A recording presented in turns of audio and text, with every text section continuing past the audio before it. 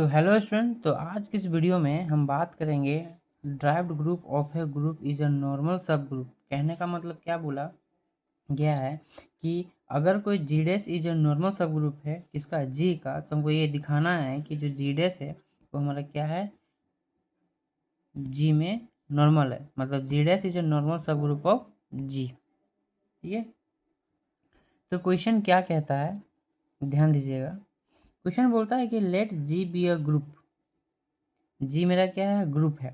Then we need to show that G dash is a normal subgroup of ji.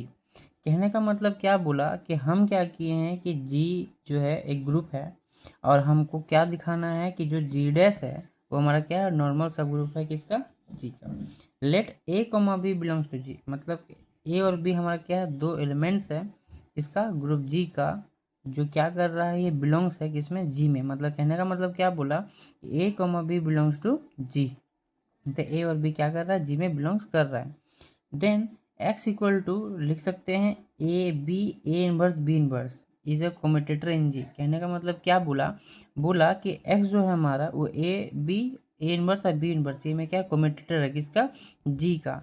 For every small G belongs to G. कहने का मतलब क्या बोला कि जो मेरा स्मॉल जी है वो किस में है, बिलोंग्स कर रहा है, जी में बिलोंग्स कर रहा है।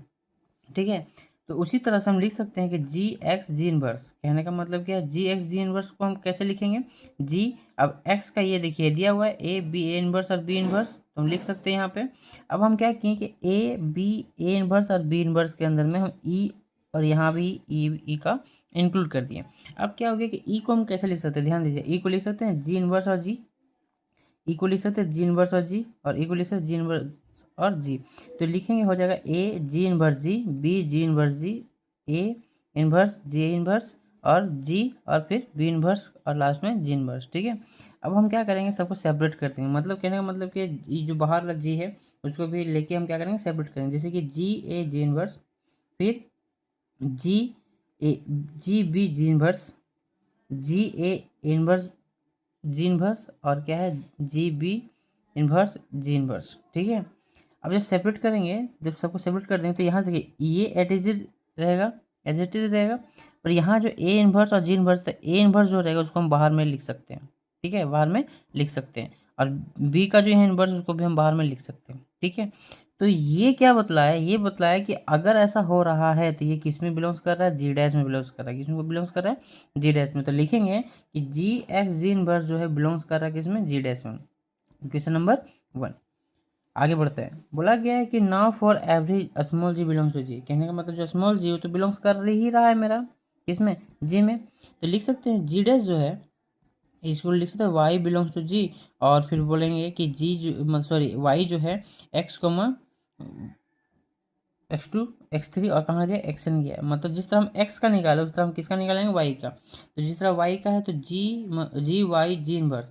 तो अब देखिए जी है और y का जो वैल्यू यहाँ पे लिख दिए और जी इनवर्स, तो उसी तरह हम सबको सेपरेट करेंगे। ठीक है, सेपरेट करने के बाद जो भी मेरा टर्म आएगा, देखिए यहाँ पे वो आएगा हमारा जी वाई जी इनवर्स, तो लिख सकते हैं जी x1 जी इनवर्स, x2 फिर आ जाएगा xn आ जाएगा। ठीक है, अगर इस टाइप का टर्म क्या कर रहा है, जी में बिलोंग्स कर जा रहा है, तो लिख सकते हैं कि for every G belongs to G और Y belongs to G dash जो होगा वो क्या होगा हमारा, ये जो टर्म होगा किस में बिलोंग्स करेगा, जी डैश में। तो लिख सकते हैं कि hence G dash is a normal subgroup of ji.